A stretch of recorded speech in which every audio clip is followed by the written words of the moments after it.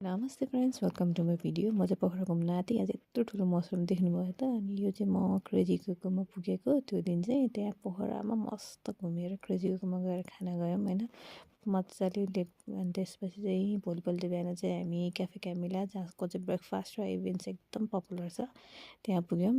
र त्यहाँको ब्रेकफास्ट चाहिँ एकदमै मिठो छ, वर्थ इट होइन, पैसा जति दिएकोमा खानेकुरा पनि त्यति नै मिठो र एकदम हेल्दी छ। अनि त्यसपछि त्यहाँको एम्बियन्सलाई अलिकति इन्जोय गऱ्यौँ। त्यसपछि हामी त्यहाँ खाइवरी मस्त बसेर अनि त्यहाँबाट हामी निस्किन लाग्दा त्यहाँको यसो हेरेको त त्यहाँ त क्यान्डलहरूको यति धेरै अप्सन रहेछ होइन। अन्त क्यान्डल किन्न मन लागिहाल्यो। हेर्नुहोस् त यति धेरै अप्सन छ क्यान्डलहरू अनि त्यहाँ सेरामिकहरूको। र एम्बियन्स त्यहाँको एकदमै रमाइलो छ। तपाईँहरू पनि जानुभयो भने भिजिट गर्नु होला, मजा आउँछ। ल हेर्नुहोस् त क्यान्डलहरू कस्तो राम्रो छ।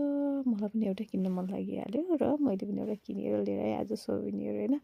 अनि त्यो दिन चाहिँ राति चाहिँ हामी लेक साइडमा गएर टक्क इन्जोय गऱ्यौँ। त्यहाँ चाहिँ जहिले लाइभ म्युजिक हुन्छ र त्यहाँको सेक्वा पनि एकदम मिठो छ।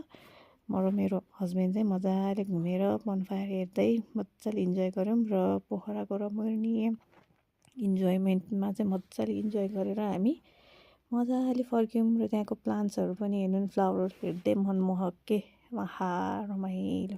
Hope you enjoy my video. ल more like and subscribe for more videos.